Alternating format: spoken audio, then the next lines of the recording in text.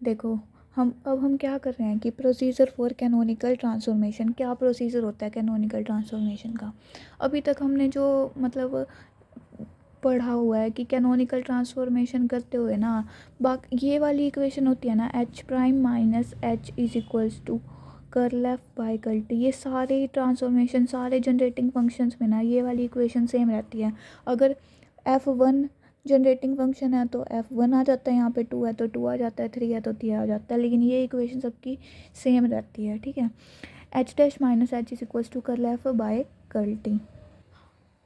अब अगर जो एफ जनरेटिंग फंक्शन है ना वो टाइम पे डिपेंड ही नहीं करता, वो does not depend explicitly on time, मतलब एफ जो है वो उस पर डिपेंड ही नहीं करता टाइम पे। एफ सिर्फ क्यू के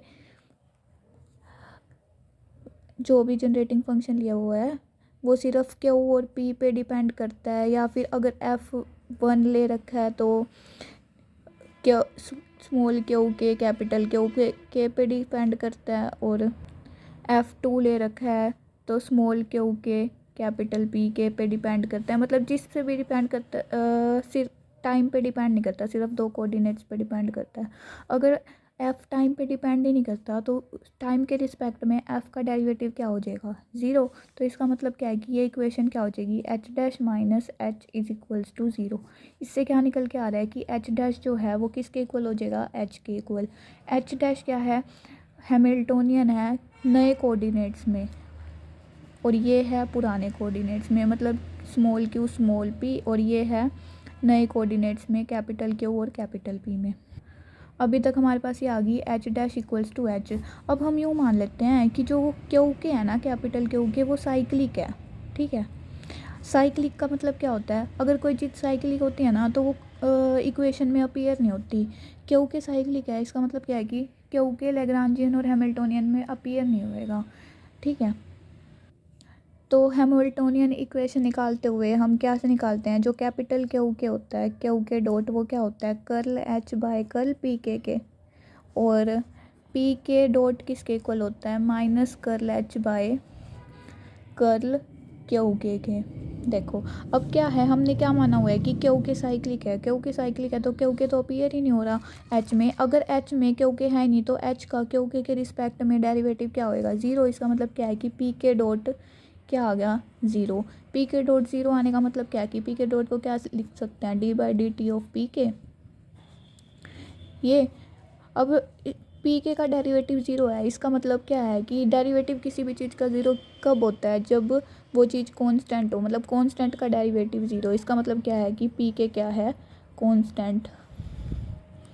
ठीक है, इससे हमको क्या पता चल रहा है कि पी के कांस्टेंट है, तो पी के को हम एक किसी चीज़ अल्फ़ा के इक्वल रख लेते हैं। ठीक है, लेट अब ये निकाल लेंगे। अब क्यू के dot is equals to curl H by P के हम क्या लिया था, कर्ल एच, सॉरी पी के क्या लिया था, अल्फ़ा। तो क्यू के डॉट क्या हो गया, curl H by curl alpha. अब curl H by curl alpha को हम क्या मान लेते हैं, ओमेगा के। क्यू के डॉट क्या आ गया हमारे पास, ये क्यू के डॉट आ गया ओमेगा के इक्वल। अब इसका इंटीग्रेशन करेंगे, इंटीग्रेटिंग बोथ साइड।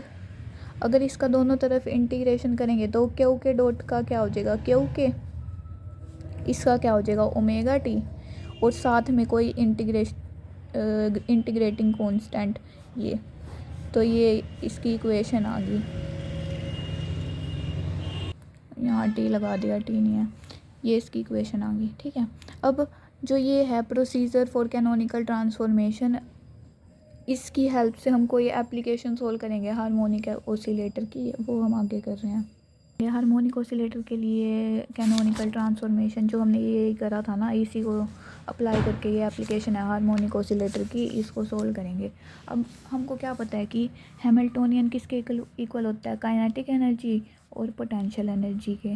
ठीक है, काइनेटिक एनर्जी क्या है, काइनेटिक एनर्जी है half M V square, half M V square लिख लो या फिर P square by two M लिख लो। ठीक है, और पोटेंशियल एनर्जी क्या है, K Q square by two, तो हैमिल्टोनियन क्या हो गया, P square by two M plus K Q square by two. तो हैमिल्टोनियन क्या हो गया, P square by two M. हमको पता है कि के किसके इक्वल होता है, एम ओमेगा स्क्वायर के, तो plus M omega square Q square by 2। Hamiltonian किसके इक्वल आ गया, इसके। ठीक है, ये स्मॉल पी है ना, ये पी से, क्योंकि आगे हम कैपिटल पी भी यूज़ करेंगे तो कंफ्यूज ना हो जाए, तो सही बना लेना इसको। ठीक है, अब क्या करेंगे, हम एक जनरेटिंग फंक्शन लेट करेंगे जो कि क्या हो, टाइम पे डिपेंड नहीं करवाएंगे उसको बाद में। सबसे पहले तो हम एक जनरेटिंग फंक्शन ले लेते हैं। जनरेटिंग फंक्शन हम 4 होते हैं ना, तो चारों में से कोई भी ले सकते हैं वैसे तो, लेकिन हमको ये वाली इक्वेशन एंड में लेके आनी है, तो ये वाली इक्वेशन पहले जनरेटिंग फंक्शन को यूज़ करके ही आएगी, इसलिए यहाँ पे जनरेटिंग फंक्शन जो ली है वो F1 लिया, F1। F1 क्या है, F1 small Q capital Q और टी। ठीक है, ये वाला जनरेटिंग फंक्शन है। अब देखो इसमें क्या है, स्मॉल क्यू और कैपिटल क्यू। अब इस जनरेटिंग फंक्शन की हेल्प से हमको हैमिल्टोनियन इक्वेशंस की हेल्प से और इस जनरेटिंग फंक्शन की हम हेल्प से हम क्या निकाल सकते हैं, एक तो क्या निकाल सकते हैं, जो जो चीज़ें इसमें नहीं है, स्मॉल क्यू तो है, कैपिटल पी नहीं, स्मॉल क्यू तो है, स्मॉल पी नहीं है, स्मॉल पी निकाल सकते हैं। कैपिटल क्यू तो है, कैपिटल पी नहीं है, कैपिटल पी भी निकाल सकते हैं। तो स्मॉल पी कैसे निकालेंगे, स्मॉल पी कैसे निकालेंगे, curl F1 by curl Q. और कैपिटल पी कैसे निकालेंगे, curl F1 by curl Q. ठीक है, ये और ये F1 हमने, अब हमको F1 जो हमने ये वाला मानना है ना, इसकी वैल्यू इसके इक्वल होती है, ये ध्यान रखनी पड़ेगी। F1 Q capital Q T is equals to 1/2 M omega square Q square cot Q, sorry यहाँ पे M omega Q square cot Q. ठीक है, अब हमको स्मॉल पी की वैल्यू निकालने के लिए क्या करना पड़ेगा, इसका स्मॉल क्यू की रिस्पेक्ट में डेरिवेटिव करना पड़ेगा। अब क्या करेंगे, curl F1 by curl Q करेंगे तो क्या निकलेगा हमारे पास, स्मॉल पी।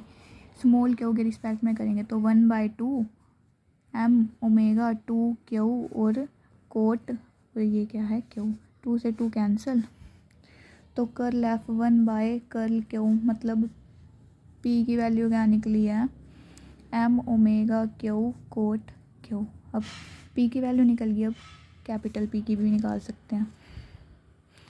कैपिटल क्यू के रिस्पेक्ट में करेंगे, कैपिटल क्यू के रिस्पेक्ट में करेंगे तो क्या हो जाएगा, 1/2 M omega Q square, cot का क्या होता है कोसिकेंट स्क्वायर, और कोसिकेंट स्क्वायर जब नीचे जाएगा तो नीचे लिख देते हैं इसको, तो साइन स्क्वायर क्यू लिख देते हैं। ये आ गई कैपिटल पी की वैल्यू और ये आ गई स्मॉल पी की वैल्यू। ठीक है, अब देखो अपने को ना, जो ये हैमिल्टोनियन अपन ने शुरू में लिखा था ना, ये हैमिल्टोनियन, ये स्मॉल पी और स्मॉल क्यू में, आप हम कैनोनिकल ट्रांसफॉर्मेशन तो पढ़ ही रहे हैं, तो हमको ना इसको कैपिटल पी और कैपिटल क्यू के टर्म्स में लेके आना है। तो कैपिटल पी और कैपिटल क्यू के टर्म्स में लेके आने के लिए ना, अगर हम यहाँ से क्यू की वैल्यू निकालें तो वो कैपिटल पी और कैपिटल क्यू के टर्म्स में आएगी, और इस क्यू की वैल्यू अगर हम इसमें पुट कर दें तो ये भी पूरा कैपिटल पी और कैपिटल क्यू की फॉर्म में आ जाएगा पी भी। तो इसलिए यहाँ से क्यू की वैल्यू निकालते हैं। यहाँ से क्यू की वैल्यू निकालेंगे तो क्या आएगा, sine square Q 2 sine square Q, ये आ गया 2 sine square Q P by M omega, और इधर क्या है क्यू स्क्वायर, तो स्क्वायर हटेगा तो यहाँ पे क्या आ जाएगा अंडर रूट। तो स्मॉल क्यू की वैल्यू आ गई, इसको और कैसे लिख सकते हैं, अंडर रूट 2 स्मॉल क्यू की value under root 2p by M omega, और साइन स्क्वायर जब रूट से बाहर निकलेगा तो साइन क्यू हो जाएगा। ठीक है, ये वाली वैल्यू आ गई हमारे पास किस चीज़ की, स्मॉल क्यू की। स्मॉल क्यू की वैल्यू हमारे पास ये आ गई। अब स्मॉल क्यू की वैल्यू अगर हम इस वाली स्मॉल पी में पुट करेंगे, एम ओमेगा क्यू यहाँ पे पुट कर देंगे तो स्मॉल पी की वैल्यू भी कैपिटल्स के टर्म में आ जाएगी। तो पी ये वाली है ना, P is equals to M omega Q की वैल्यू ये पुट करनी है 2p by M omega sine Q, 2p by M omega sine Q, ये यहाँ पे पुट कर दी और ये कोट क्यू, ठीक है। तो इसको सोल्व करके आएगी p इज स्मॉल p की वैल्यू क्या आ गई है अब √2pm ओमेगा और साथ में क्या है साइन क्यू और कोट क्यू को क्या लिख सकते हैं कोस बाय साइन, साइन से साइन, इसको क्या लिख सकते हैं कोस क्यू बाय साइन क्यू। अब ये साइन से साइन कट गया तो यहाँ बच गया सिर्फ कोस क्यू, तो ये आ गई स्मॉल p की वैल्यू। अब हमारे पास क्या आ गया स्मॉल p की वैल्यू आ गई और स्मॉल क्यू की वैल्यू आ गई, ठीक है। अगर हम इस हैमिल्टोनियन में पुट करेंगे इस वाली इक्वेशन में स्मॉल p की वैल्यू पुट कर देंगे, स्मॉल q की वैल्यू पुट कर देंगे, तो हैमिल्टोनियन की वैल्यू जो है वो ये आएगी h is equals to omega p। अब ना हमको प्रोसीजर में हमने पढ़ा था कि जो अगर f एक्सप्लिसिटली डिपेंड ना करे टाइम पे तो h dash is equals to h हो जाता है। तो h की वैल्यू ये है, इसका मतलब क्या है कि h डैश की वैल्यू भी क्या आ गई equals to h is equals to omega p। और हमको ये भी पता है कि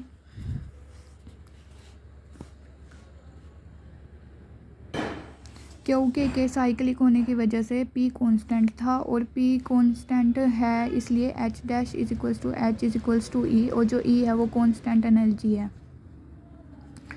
तो p की वैल्यू क्या आ गई e बाय, अगर देखो h dash equal to h equals to e, तो इनकी वैल्यू ये थी तो e की वैल्यू क्या आ गई ओमेगा p। तो अब यहाँ से p की वैल्यू क्या आ गई e बाय ओमेगा। वही क्यू साइक्लिक था तो क्यू साइक्लिक था तो क्यू डॉट क्या आ जाएगा curl H by curl P, उस जो पहले निकाला था वैसे ये ओमेगा। अब इसका इंटीग्रेशन करेंगे तो Q is equals to omega T plus phi. अब ये हमारे पास आ गया। इसका अब जनरल सॉल्यूशन क्या होता है हार्मोनिक ऑसिलेटर का जनरल सॉल्यूशन होता है X equals to A sine omega T plus phi. Q होता है ना, क्यू की वैल्यू तो ये है omega T plus phi A sine Q. अब ए की वैल्यू निकालनी है हमको, तो ए की वैल्यू निकालने के लिए इसके कोरस्पोंडिंग लेंगे जो हार्मोनिक ऑसिलेटर में हम क्यू लेके चल रहे हैं। तो इसका सोल्यूशन क्या होगा एक्स की जगह क्यू और ए की जगह ये हमने निकाला था ना क्यू वाली इक्वेशन है साइन क्यू की जगह तो ये पुट कर दिया साइन है। ए की जगह क्या आएगा √2p/m ओमेगा। पी की वैल्यू क्या निकाल लिया अभी टी बाय ओमेगा। तो ये आंसर आ जाएगा हमारे पास √2e/m omega square sine omega T plus phi. यही था बस।